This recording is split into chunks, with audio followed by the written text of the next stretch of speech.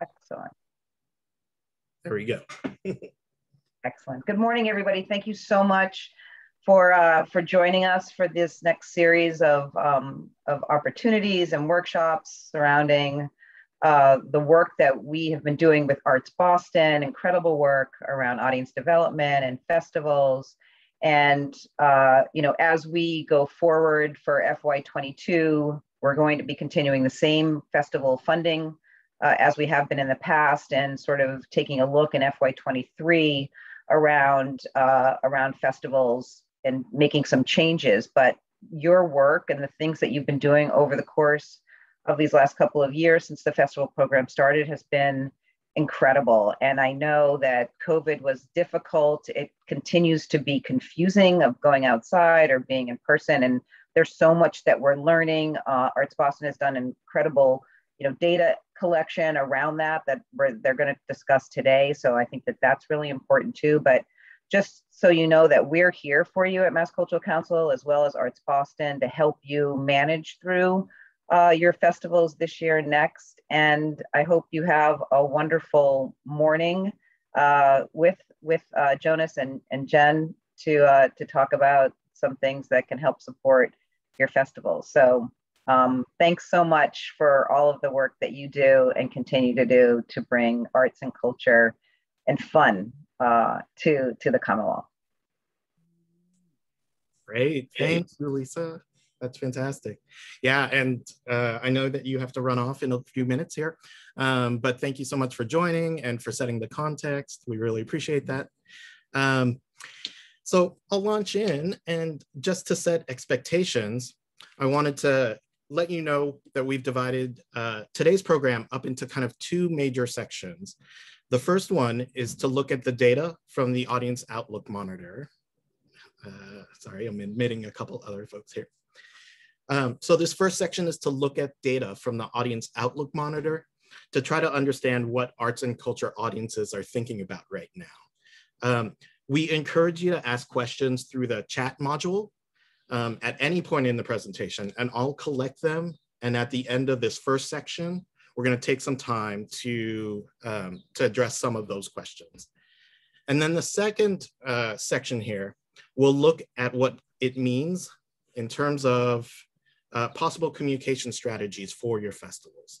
We'll look at some communication strategies that are derived from the research, but we'll also look at some real life examples of what arts and culture organizations are doing right now. We'll also have some time for a question and answer after that section as well. So we're going to be using the chat function actively today. So if you need to organize your screens or the orientation of your screen to be able to watch both, please do so.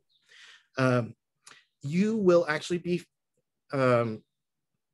seeing some brand new data today that is actually being finalized as we speak. So the slides will not be available afterwards, but this is being recorded and will eventually be posted onto the Mass Cultural Council's YouTube page. So that is the info so far. Now, we'll dive right in. It's my pleasure to introduce you to Jennifer Falk. She's the Deputy Director of ArtsBoston, with a focus especially on operations and external affairs. One of her major areas of work recently has been the Audience Outlook Monitor, which is a longitudinal research in partnership with Wolf Brown that keeps tabs on attendees' thoughts, arts attendees' thoughts, their concerns and intentions as the pandemic and the state's reopening guidelines evolve. And of course, as we're coming out of the pandemic, it's helpful for us as arts and culture festival producers to know what audiences are thinking about as we look to program in-person and online events in the near future. So I'll let Jen take it away from here. Thanks, Jonas. Thanks, Lisa, and thanks, Mass Cultural Council. It's so great to be with you all this morning. It's wonderful to see you, even virtually. My name again is Jen Falk, and I use the she series pronouns. I'm zooming in today from the Boston neighborhood of Dorchester, which is the native lands of the Massachusetts tribe. We pay respect to their elders past, present, and emerging, and their stewardship of these lands. So as Jonas mentioned, please feel free to drop questions in the chat. We're a small, intimate group today. Really want this to be an active conversation, and I will do my best to field questions around the research as I know them. We've been doing this research for a full year now. It's been longitudinal, and we are going to be sharing some hot off the press June data that you are actually the first to see, but it is still being analyzed, so there'll be changes to it. But it's pretty close, and the last time we did some surveying was April, so it's really exciting to be able to share this research with you. We've been partnering over the past year with international research firm Wolf Brown on this research, and it's been surveying audiences in Massachusetts. Let me just share my screen. So hold on one sec.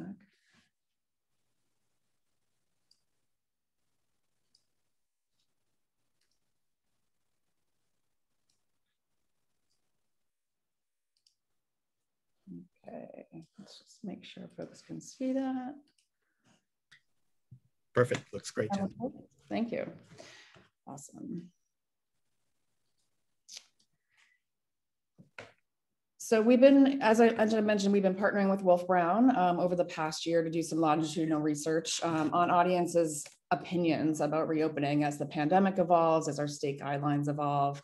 To date, we've been working with 15 organizations that are listed here. You can see they represent a range of performing and visual arts organizations. And to date, we've sent over 250,000 surveys with a response rate of about 12,000. So it's pretty significant across the state. And it gives us a good snapshot of how attitudes are changing over time. In terms of those responses, I just wanted to give you a quick snapshot of, here we go, of who is responding. Again, it's the surveys from those 15 organizations. We're seeing them about 40% are between the ages of 25 and 54. It's predominantly women that are responding and predominantly white. We are seeing some nuances and specific differences with BIPOC communities that I'll address further on in the presentation. And now we're going to jump in. Again, please feel free to share questions as we go in the chat. Jonas will be moderating it. And I want to start with vaccination, which has been on all of our minds for the last, I don't know when they started announcing vaccines, but it was probably last fall. And what's exciting to hear is that arts audiences are very well vaccinated in Massachusetts. There is some differences, of course, with BIPOC communities, particularly with non-Asian BIPOC communities adopting vaccines, but we're seeing increases there. But you can see from this chart over time, from January, when the vaccines were first made available till now, significant adoption with Massachusetts arts audiences. So you can rest assured that folks are pretty well vaccinated in this state and continue to be so. We then took a look at, so they're vaccinated and are they ready to go out?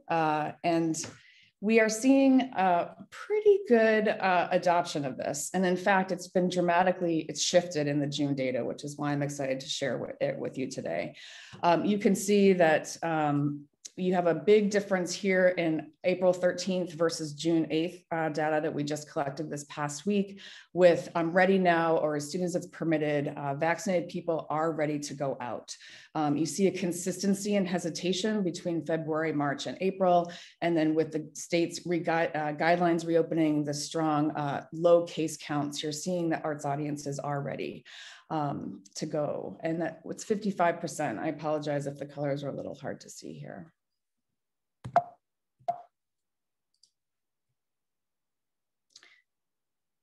We'll now shift over to the resumption of demand for cultural events. You know, one thing that's been really interesting to watch over the course of the past year is there really has been a consistent level of pent-up demand. This graph goes all the way back to the beginning. So June 15th of 2020, all the way up until now. So over the past year, you can see that audiences have been eagerly awaiting the return of live events, with over 90% expecting to attend either the same as before the pandemic or more.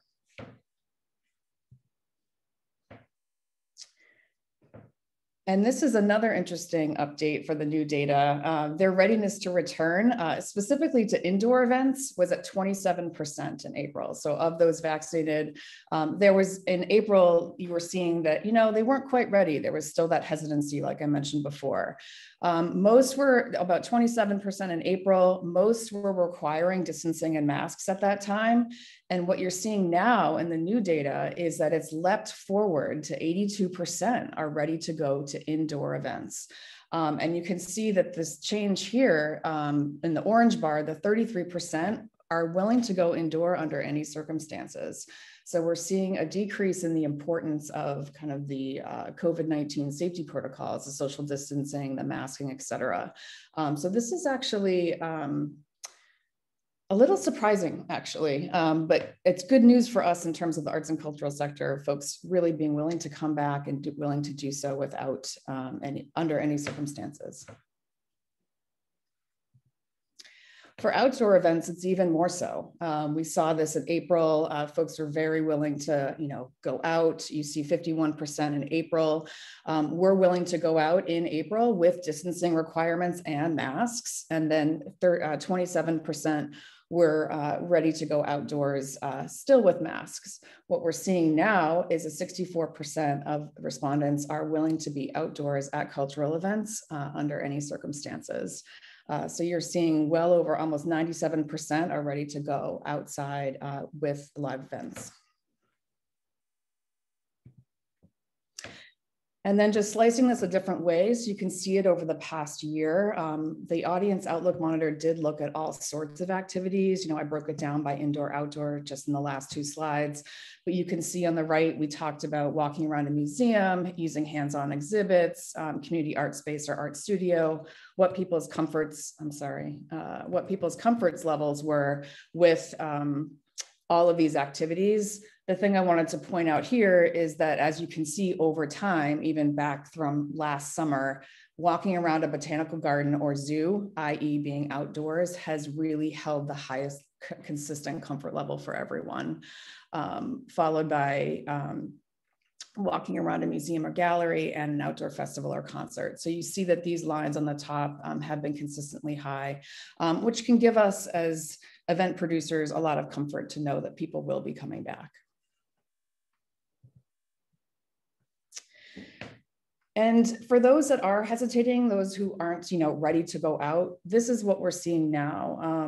And this is, we track this over time as well. You know, when are they planning to come back if they're not ready now?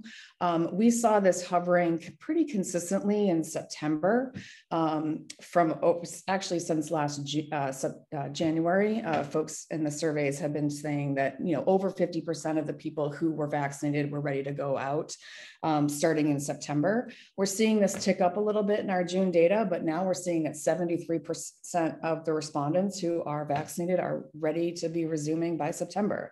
And that's soon. And you see that there is a larger percentage here in the earlier months.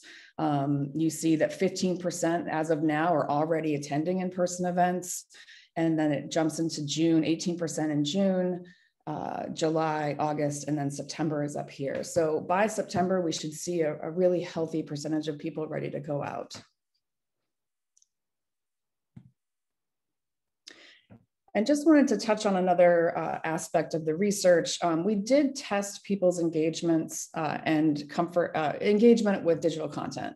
We know that not everybody can do hybrid programming or was not able to invest in doing it. But of those that, you know, there were a lot of arts organizations, while closed during the pandemic, put out online content. And so we wanted to test whether people were engaged with it. What we're seeing from our research is that there has been consistent engagement with online content. It's here to stay. We had, and of those engaging with it, this chart shows November through now. Of those engaging with it, about half were paying for it and half were watching it for free.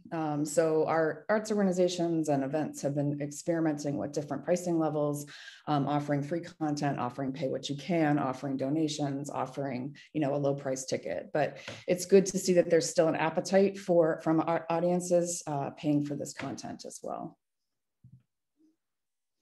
And we asked them, once live events can return, what role will online content play for them? And people are really eager to get back to live entertainment. They know that there's no replacement for it. So you see about 13 or 14% over the last couple surveys are saying that hybrid content and online content will play a substantial role in addition to live events.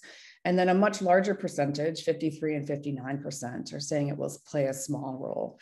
So people are expecting some version of online content. Early in the research, we were exploring kind of options around why that might be. Audiences were really saying that they wanted the option of watching something online should their circumstances change and they couldn't go into live events.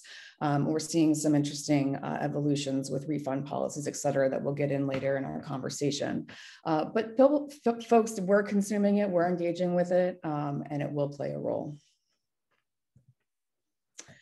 So some key takeaways from that kind of top line findings, audience vaccinations have likely plateaued with arts audiences, at least of the ones that are responding to our survey. We do have those variances with BIPOC communities, but they are getting better. And Massachusetts is really one of the leaders in the nation around vaccination adoption.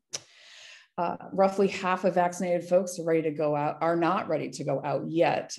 They are waiting for infection rates to drop to lower levels. But as we said earlier, they're looking at August and September as that time to go out, a lot of them.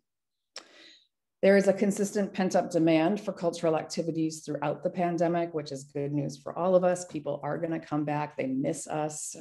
They want to engage again with humans and art and joy. So we are seeing a lot of in the comments, the qualitative comments from all the respondents. People are saying, oh, we can't wait to get back into live entertainment again. We're seeing a readiness to return to both indoor and outdoor events, especially most recently with the state reopening. It's a pretty significant change from April it's the biggest change we've seen throughout the year between April and June. And we do see about 15% of our respondents are still in the June data. They don't really see themselves going out to indoor events until January of 22 or thereafter. That is a drop. It's been holding pretty steady around 20% over the last few deployments. And we're seeing that drop to 15 most recently. But there will always be those folks. We all have those probably people in our lives, if not our own. We're not owned for ourselves, that we're on a real wait and see, just to see how things evolve, see if variants kick in, et cetera. So we are seeing a small percentage of folks that are waiting till next year to come out. And then we can feel pretty confident saying that hybrid's going to be here for another year, and that the role of digital content is important for arts organizations or for audiences moving into live performance. So with that said, I'm going to take a little break from screen share to see if there's any questions. Jonas? Yeah, there hasn't been any questions on the chat, but this is a whole lot of information here, and I'm sure that people are digesting it. So I'd love to actually, maybe what we can do is we'll switch off the slides and we can go into gallery view or speaker view or however you like. And we invite anybody who does have questions to either put it into the chat or raise your hand or indicate some way that you do have a question. But Jen, like one of the things that we were discussing early on, I thought I'd lead off with this question is, just a little bit more context and information around who was surveyed and who these respondents are. Yeah. Yeah, I wanted to be upfront about that. I mean, we are looking at, so all of the surveys went out, those 15 organizations deployed them to Massachusetts arts attendees, so not folks from out of state. You know, we designed it that way intentionally, especially in the beginning, because every state had such different opening regulations, even in the very beginning. If you guys remember way back a year ago, when, you know, even New Hampshire was keeping, you know, things open before, when we all shut down, and everything was so variable state to state to state, that we really wanted to, for the integrity of the data, keep it localized to Massachusetts. We know folks come from New Hampshire, we know folks come from Rhode Island, but for this survey, it was Massachusetts. And because it was deployed, it is a long form survey that was deployed over emails. So you're going to see the responses for people that are more prone to take that kind of audience research. You're going to see older patrons, you're going to see whiter patrons, and that's what is reflecting in our data here. We do have about 10% response rate of BIPOC individuals, and there is some additional deeper dives that we're doing on some nuances with that data. And because we're partnered with Wolf Brown, they actually are doing this in almost 20 other cities, including a few international ones. So they have a larger pool of BIPOC audiences that they're able to look at. There's actually a really good webinar on their website on a deeper dive of Black and Brown audiences with the pool of data that they have. But we know that BIPOC audiences are engaging at higher levels with especially Black and Latinx are engaging at higher levels with digital content. So it's a great audience development tool. If you're thinking about hybrid programming or going online, we are seeing much higher engagement with Black and Latino audiences. And we're also seeing some variances in vaccine adoption. That's great. Yeah, and I think there's just a little bit more specificity about the Boston cohort or the Massachusetts cohort, and whether it was just from Boston or greater Boston.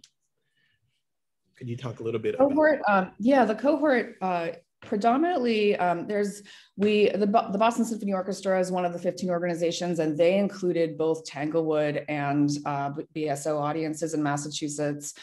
We have the Peabody Essex Museum, which is up in Salem. So I'd say most of the arts organizations are headquartered in Greater Boston, but they did pull their audiences from the entire state of Massachusetts for the deployments. That's great. Does anyone have a question they'd like to pose to Jen? You can unmute yourself and pose it verbally if you like.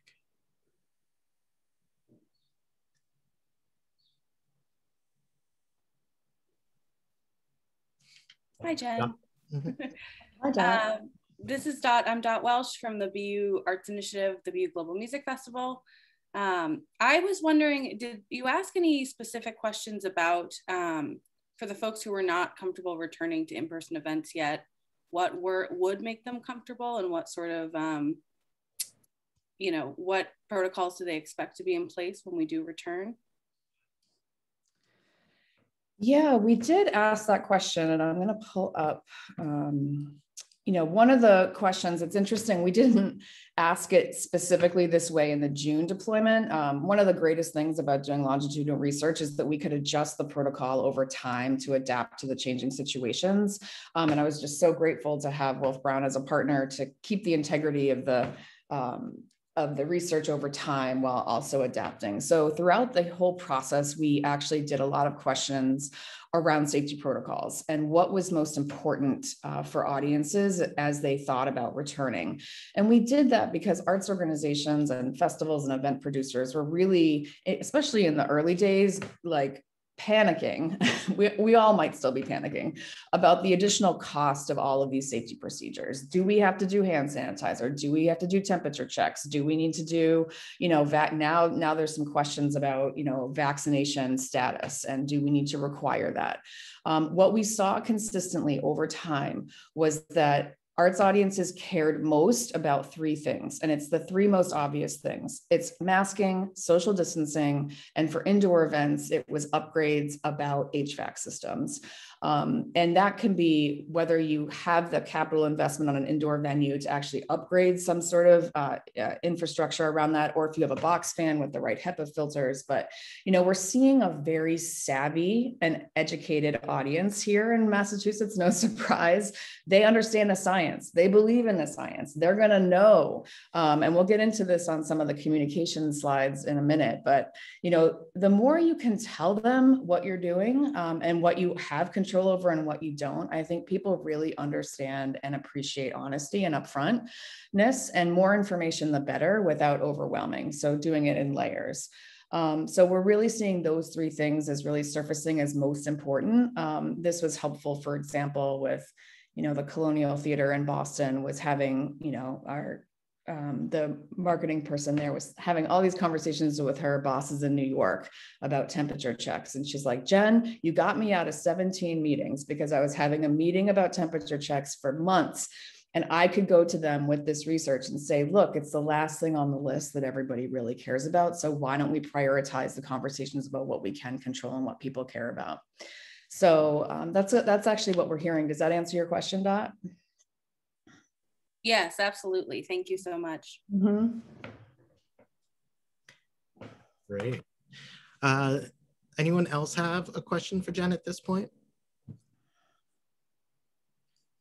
Jen, I have maybe one other quick question, and then we can segue into our second half here. But I think we just got a whole lot of brand new data for June. So we kind of shifted our slides a little bit, but I wanted to talk a little bit about social distancing with festivals, because festivals are often, lots of people coming in at once and sometimes packed spaces. And so can you talk a bit about, how people are thinking about social distancing or adjustments that you're hearing that festival producers might be able to copy? Yeah, I think, gosh, this has changed so fast. I'm still a little, I just saw all of this data yesterday myself, and I am really surprised at the rapid changes of comfort level of people going out under any circumstances. I think one of the most important things to keep in mind around our audiences is that they're individuals that will be making their own decisions around health and safety and what they're comfortable doing. So the more that you can explain that you've been thinking about this for a year, and the more you can add signage and just reassure people that you are doing the right thing for them and allowing them to have agency around either leaving if they feel uncomfortable, or feeling that the people that they're interacting with understand their situation, the better.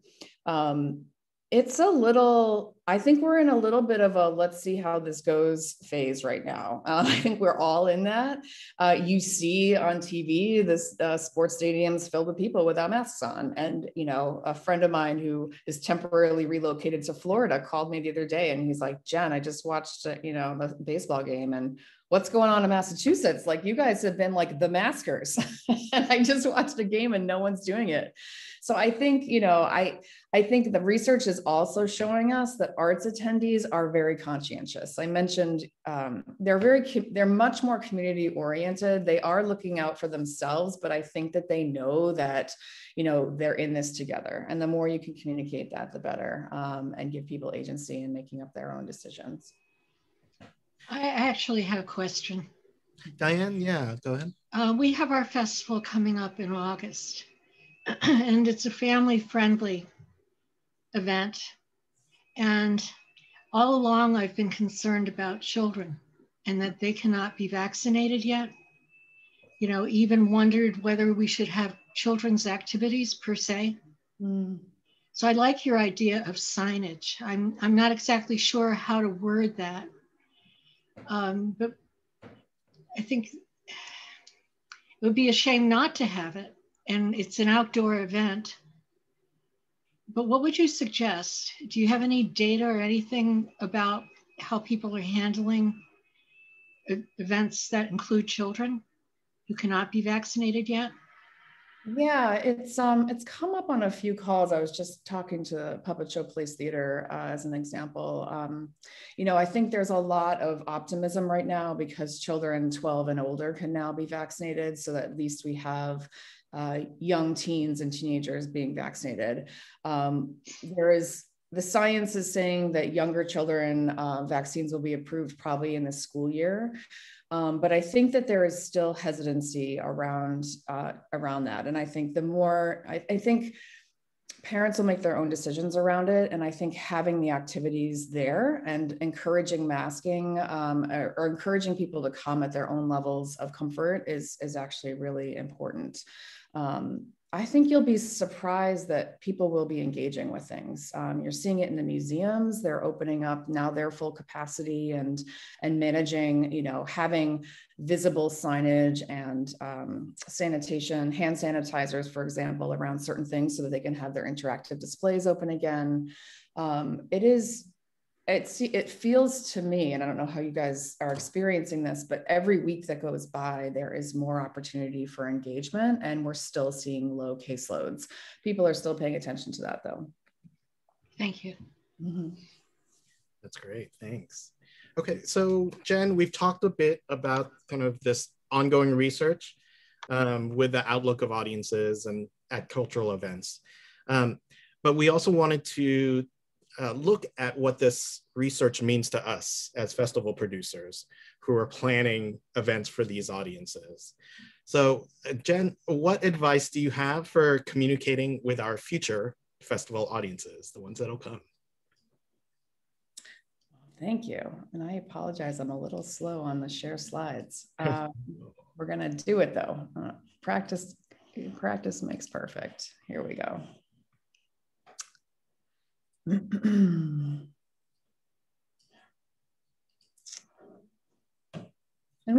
we've touched on a few of these things already in some of your great questions. And this is really built as a conversation to see what you're thinking about. I'd love to hear what you guys are thinking about in terms of your communication strategies. What I've outlined here is 7 best practices. And Jonas is going to share some examples of what folks who are actively open right now and doing and sharing these protocols are, just to give you some examples. And feel free to borrow language.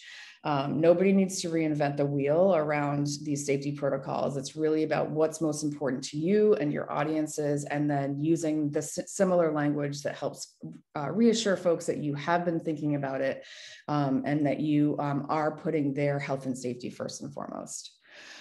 So what we're seeing for kind of best practices around communications, you know, we talked about this a little bit earlier, but, you know, really empowering audiences and visitors to make their own decisions about when they'll feel comfortable attending.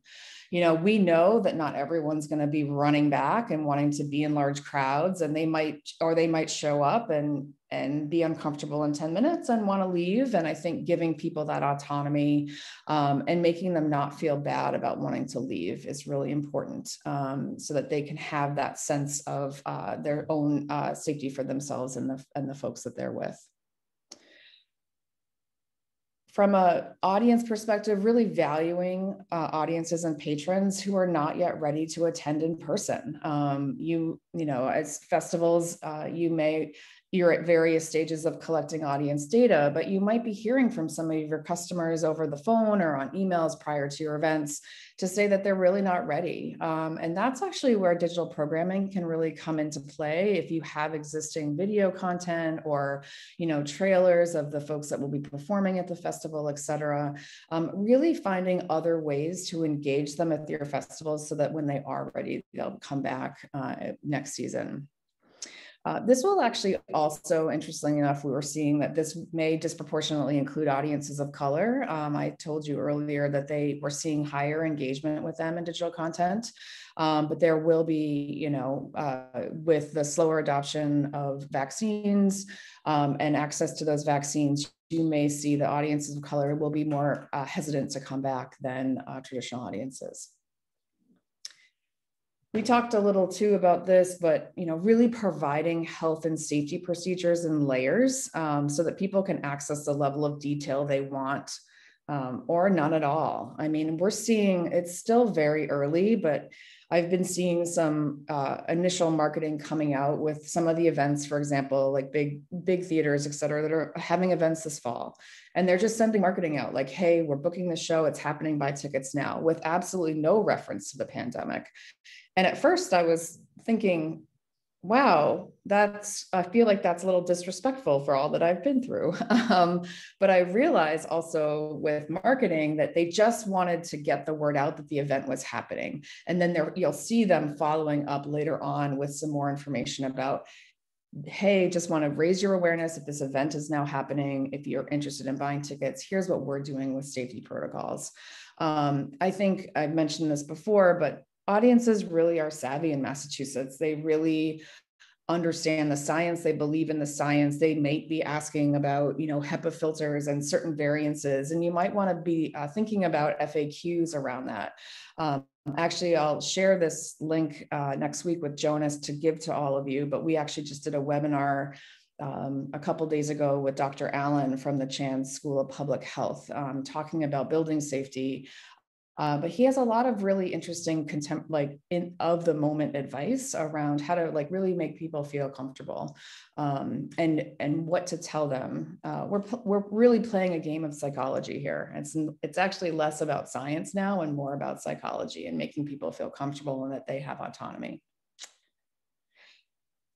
The fourth thing here on the list is to acknowledge uncertainty about health and safety measures. You aren't in control of everything in the universe. There is no way, there's no reality where we're 100% safe.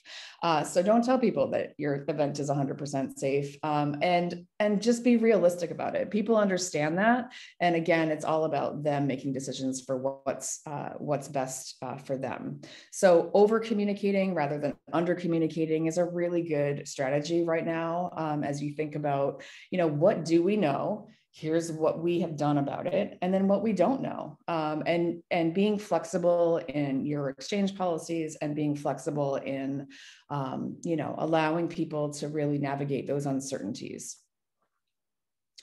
And then don't just tell them, show them. I think Jonas has a link to the video that he'll share in the chat, but the BSO did a really great thing when they were opening up Tanglewood this summer. They're one of the first larger outdoor events to go. And they actually, just used a cell phone.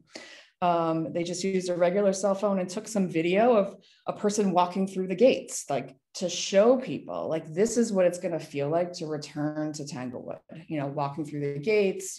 They were doing, scanning of tickets from afar. So just to give people a real walking path of a little bit of an immersive experience, if you will. And it's really easy to capture over the phone.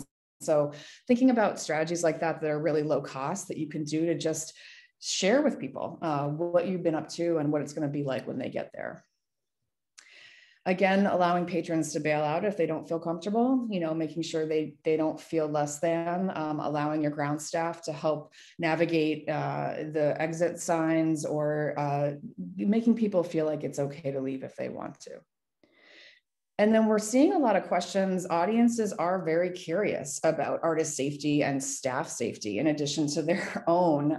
There's a lot of empathy there for the staff and the performers.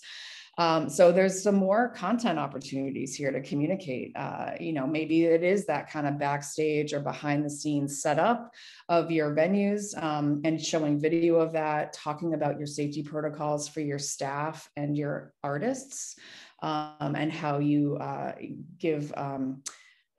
follow the masking and the social distancing and the safety protocols for them, so that the audience can feel like they are coming into a safe space as well, and that you have the artist and the staff at heart too.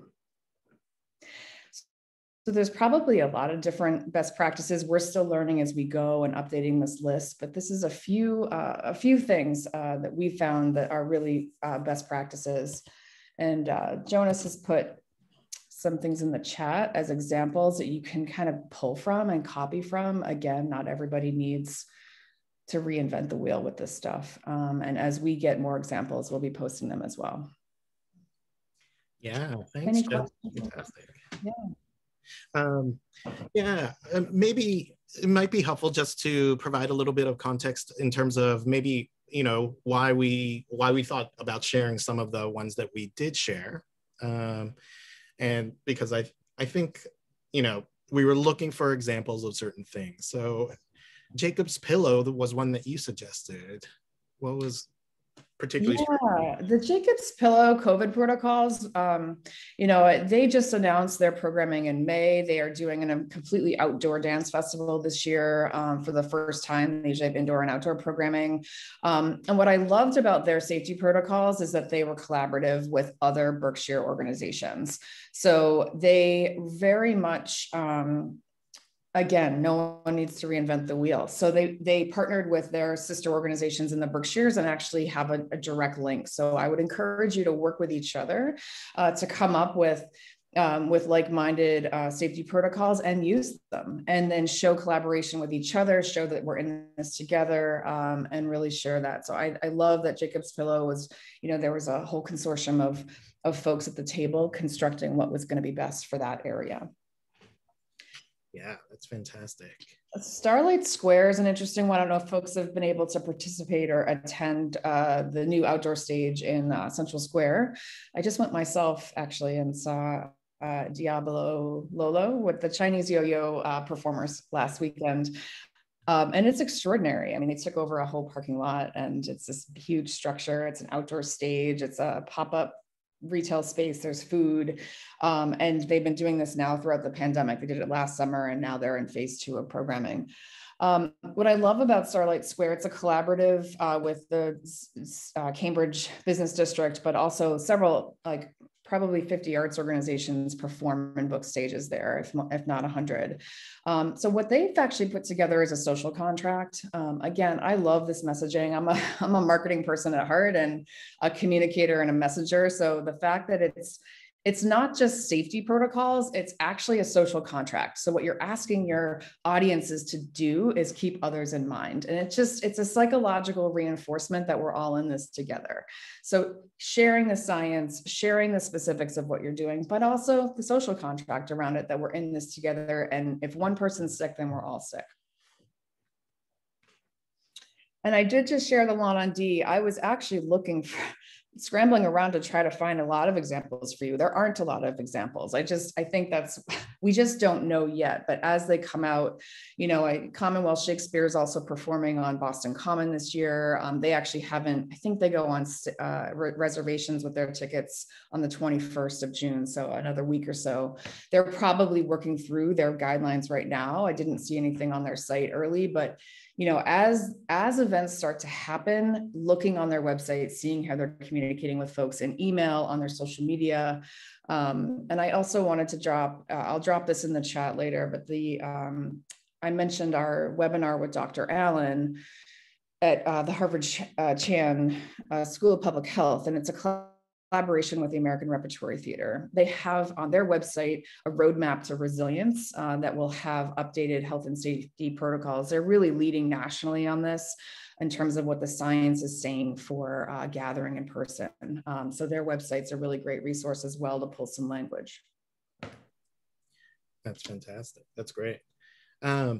So, you know, as folks are thinking about questions that they might have for you, I thought one other question area that I was thinking about, or maybe just wanted to underline from what you've said before, is this idea of kind of, you know, knowing that the situation is evolving and that you may not have like set protocols right now, but as you get closer to your festivals, you'll know more and be able to put that out. So this idea of, and this example of, you know, more details to come seems really striking to me and interesting.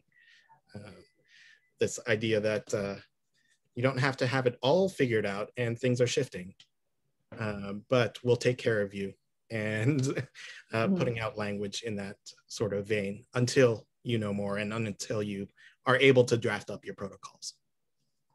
And Jesselyn, I see your question here in the chat. I think that is we talked a little bit about this in the buildings webinar last week about top questions to ask when you're renting venues. It is probably yet another challenging detail of all of this is when you are working with different venues who have different safety protocols in place and how to navigate all of that together and how to communicate with audiences around it. Absolutely, there is some best practices in that webinar from last week, but really just talking about you as a presenter when you're trying to choose the venues that you're going at, ask them questions. What are their safety protocols? What have they done with their HVAC systems? How are they implementing or enforcing these protocols? And how are they making audiences feel welcome? Like, do they have a refund policy? When you think about the communication strategies we just talked about, you can always turn those questions into questions you ask of the venues that you're participating in, just so you can get as much information as possible and communicate with your audiences most transparently. That's great. Well, I think we have about 10 more minutes on this meeting, but I wanted to open it up to any questions from the field here.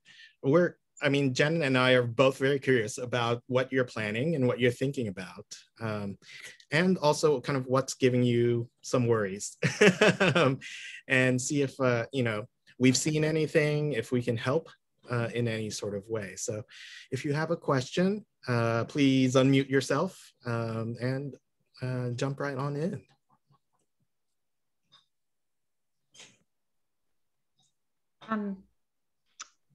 I'm sorry. So we are having a children's film festival in January of next year for kids aged 3 to 12. It's an unfortunate age range. So I'm, in the middle of January when cold season is in full swing. So I guess we'll have to wait and see. But I'm just wondering, we did a survey and some people, that was back in January, of course. So I'm sure things will change by then. But do you anticipate doing any kind of survey about children in the near future?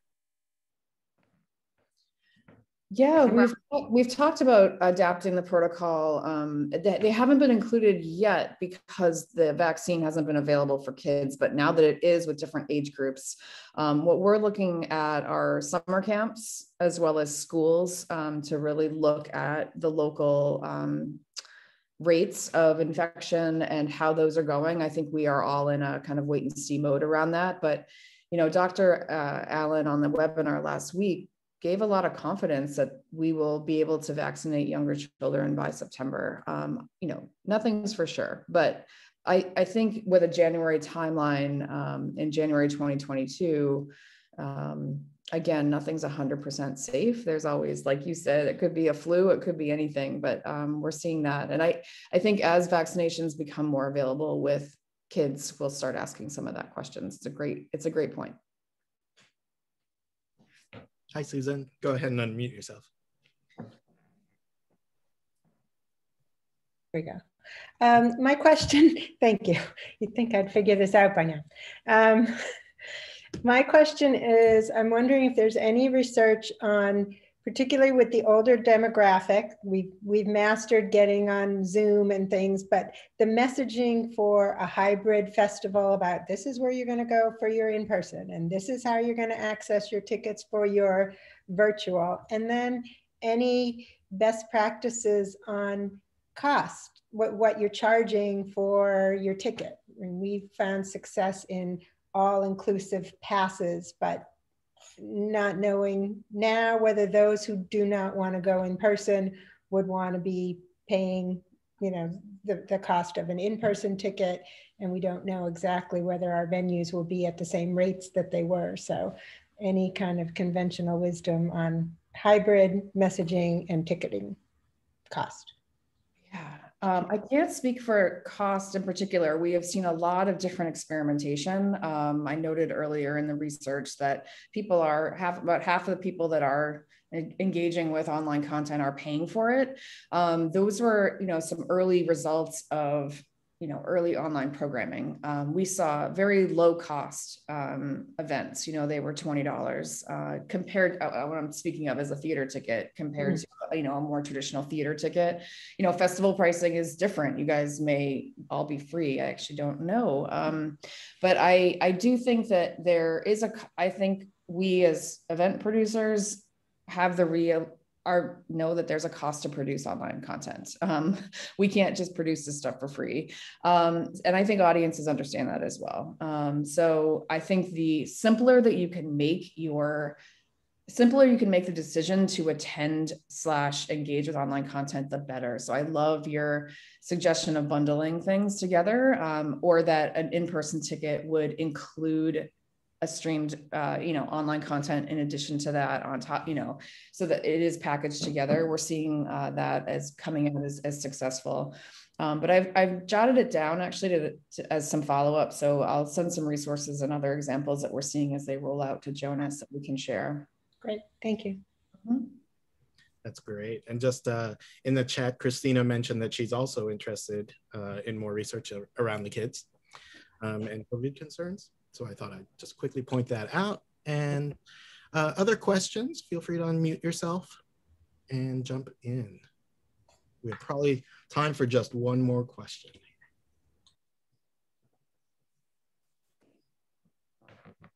Great. Well, maybe a question just out to you all. I'm hoping that that this is helpful information, and I hope that you found something compelling that might be easy to implement at your festivals. Was there anything from today's session that you're taking away as a big thing that you're going to think about planning for? I'll open that question up to the whole field. Well, I know we are in the midst of a festival right now, actually, and it was decided in late March that it would be completely online, and it was not based on any actual facts at hand. It was just based on, well, we're just going to make the decision. But I think that what I found from this study is that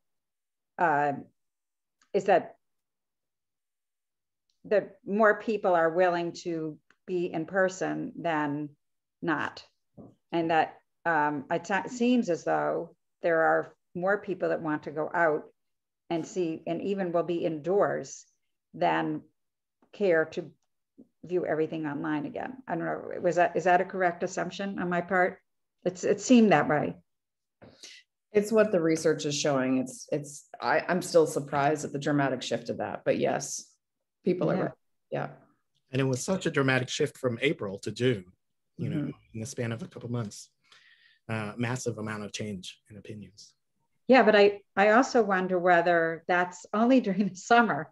Let's see how attitudes change over the winter. That might, that was just in the immediate future, but things might change. You said you're actively in an online program now. What are you guys seeing? What are you seeing? Lower attendance than normal, or you're just, way down we had a festival from March to May, and we had like incredible numbers. So we'd be sold out in the theater. And now it's, maybe anywhere from half to a third of the number of people. I mean, maybe people are just so excited to be out. But last night, for example, was a miserable night. And we had less than half the number of people online for our discussions. So one thing that's kind of surfaced as discussion, I'd love anybody's thoughts on this, is just the psychology of travel. And you're seeing huge spikes right now in airfare and airline travel, and the prices of air tickets are extraordinary. I'm actually thinking about the next 6 months and how people have not been able to gather with friends and family in person. And I think that there is those that are able to right now are seizing this moment to travel. And it's not just, going on a vacation. I think that is going to come into the fold here, but I think people are traveling to see their friends and family in person. My hunch, I don't know what you guys are seeing out there as well, but I do think that there is a bubble right now around disengagement with online content and staying isolated and people wanting to get out, but also traveling to try to see the people they haven't been able to see in a year and a half, if they're able to. Going out to dinner too. Yeah, exactly. It's like, it's a novelty to do anything right now. So people, you talk about the like dinner and a show and the bundled hall package. People don't need to do 8 things in one night anymore right now. They need to do one thing and they're celebrating that. I'm curious what you learned. Have you been able to look at your audiences from your, March to May event and to see how they got different? Were they all first timers, or do you have a sense of, I love that your numbers are so high. Did you learn anything else about that engagement? Well, our audience members are very loyal, we found, and people didn't want to see us disappear. But here's a plug for ArtsBoston. We also did an email blast, an ArtsMail email blast, and that produced a lot of new audience members. So that was good. And Facebook too. Well, I didn't always produce audience members, but lots of new likes. We increased our number of likes by 55 people just from March till now, which may not seem like a lot, but for us that's a lot. We've been working for a long time to get to 500. So I don't know, it was a combination of those two, but yes, we do have some new members, and generous people were very generous. In addition to paying for their tickets, people gave donations, and multiple times they gave donations. So, so that was refreshing. It was really nice to see some new faces, in addition to our old faces. But yeah, one thing though I did discover is that we weren't getting a ton of younger people. It was still mostly seniors. Mm-hmm. Mm-hmm. There you go. So anyway, I don't know what young people are maybe binging on reruns of Friends or something. That's right. But it also goes to show that the older generation has been, if they weren't already, being forced to be much more technologically savvy. So that also gives me hope that our audiences who traditionally might not have engaged with online content will be able to navigate their way through. Yeah. Yeah, and remarkably, I would say 99% of people didn't have a problem, but there were a few people that couldn't connect online. I mean, they couldn't connect on Zoom maybe, but they couldn't access any virtual material that was on a proprietary platform. So that was interesting that those few people just couldn't get, even being online with the support staff at the online platform, still couldn't get it to work. So, but that was good that 99% was able to do so. So that is true about the being savvy. I don't know, maybe younger people are just too busy watching, minute videos on TikTok. That's true. Or ironic comedians on Zoom. Well, I think, it's about 11 o'clock and we said that we'd finish up around here. So we're gonna make sure to follow up with all of you all, sharing some the links and other resources that Jen mentioned along the way. Again, we're going to be posting this video eventually onto the Mass Cultural Council's YouTube page, and also do a little follow-up email with some of these resources. I also wanted to remind you that the next webinar will be on June 30th at 10 o'clock a.m. And it'll be kind of an overview and orientation to the Mass Cultural Council's Festival Toolkit, which is a guide for festivals to improve audience development and engagement. So there'll be more information about that as we get closer to that date. I also wanted to remind you, if you wanted to save the chat, you should go ahead and do so. There's the 3 dots in that chat module, gives you an option to save the chat area and all of those links there. But we'll also compile those and put them into the follow-up document. Before we go, any parting thoughts from Jen?